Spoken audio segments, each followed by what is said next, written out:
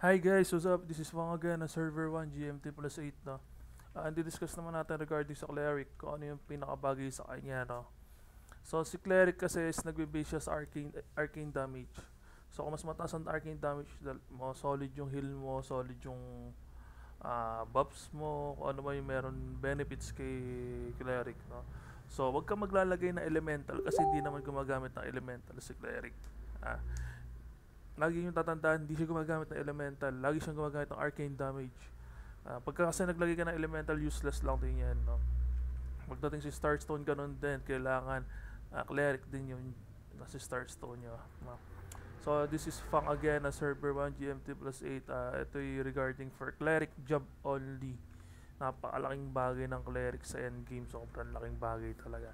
So, kaya kung ako sa inyo, yung mga cleric dyan, medyo malakas na kayo kasi importante nyo sa ibang dungeon.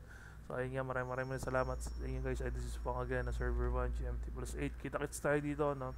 So still recruiting pa rin naman kami ng members. So maraming salamat.